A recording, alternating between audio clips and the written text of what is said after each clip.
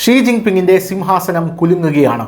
മരണം വരെ താൻ ചൈനയുടെ പ്രസിഡന്റ് ആയിരിക്കുമെന്നാണ് ഷീ ജിൻപിങ്ങിൻ്റെ നിലവിലത്തെ ഒരു ലൈൻ എന്ന് പറയുന്നത്. എന്നാൽ ഇപ്പോൾ ആ സിംഹാസനത്തിൻ്റെ ഒരു കോട്ടം സംഭവിച്ചിരിക്കുന്നു. ഷീ ജിൻപിങ് എവിടെയാണെന്ന് പോലും ആർക്കും അറിയില്ല. ഷീ ജിൻപിങ് മരണപ്പെട്ടോ എന്നുള്ളതാണ് പല ആൾക്കാരും ഉയർത്തുന്ന ചോദ്യം എന്ന് പറയുന്നത്. എന്നാൽ ഷീ ജിൻപിങ്ങിന് അസുഖമാണെന്നാണ് പല ആൾക്കാരും പറയുന്നത്. അതിനിടയിൽ ഇപ്പോൾ വരുന്ന ലേറ്റസ്റ്റ് റിപ്പോർട്ടുകൾ പ്രകാരം ഇപ്പോൾ ചൈനയിൽ ഒരു അധികാര കൈമാറ്റം നടക്കാൻ പോകുന്നു എന്ന അഭ്യൂഹങ്ങളുണ്ട്.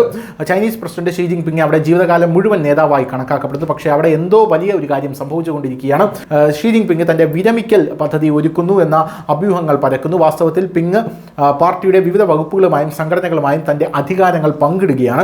ഇപ്പോൾ അദ്ദേഹം ഭരണകക്ഷിയായ കമ്മ്യൂണിസ്റ്റ് പാർട്ടിയിലെ പ്രധാന സംഘടനകൾക്ക് ചില അധികാരം കൈമാറാൻ തുടങ്ങിയിരിക്കുന്നു എന്നുള്ളതാണ് ലേറ്റസ്റ്റ് ആയിട്ട് ലഭിക്കുന്ന റിപ്പോർട്ട്. 12 വർഷത്തിലേറെ നീണ്ടുനിന്ന അദ്ദേഹത്തിൻ്റെ ഏകാധിപത്യ ഭരണത്തിൽ ഇതാദ്യമായിട്ടാണ് അദ്ദേഹം അധികാരങ്ങൾ കൈമാറുന്നത്.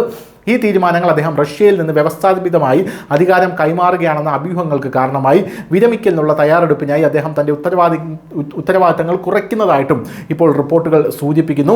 റിപ്പോർട്ടുകൾ പ്രകാരം ഭരണകക്ഷിയായിട്ടുള്ള കമ്മ്യൂണിസ്റ്റ് പാർട്ടി ഓഫ് ചൈന 24 അംഗ പൊളിറ്റിക്കൽ ബ്യൂറോ ജൂൺ 30 നടന്ന യോഗത്തിൽ പാർട്ടിയുടെ പ്രവർത്തന നിയമങ്ങൾ അവലോകനം ചെയ്തു. അതിനുശേഷം ഷീ ജിൻപിങ്ങിൻ്റെ അധികാര കൈമാറ്റത്തെക്കുറിച്ചുള്ള ഊഹാപോഹങ്ങൾ ശക്തമായിരിക്കുകയാണ്. 2027 അടുത്ത 5 വർഷത്തേക്കുള്ള CPC കോൺഗ്രസ് നടക്കാനിരിക്കുകയാണ് ഇതെല്ലാം സംഭവിക്കുന്നത്. അതേസമയം ഷീ ജിൻപിങ്ങിൻ്റെ 3ാമത്തെ കാലാവധിയും അവസാനിക്കും. പുതിയ നിയമങ്ങൾ പ്രകാരം പല പാർട്ടികളിൽ നിന്നുമുള്ള നിരവധി സംഘടനകൾക്ക് പുതിയ അവകാശങ്ങൾ ലഭിച്ചു തുടങ്ങിയിരിക്കുന്നു എന്നാണ് അറിയാൻ സാധിക്കുന്നത്.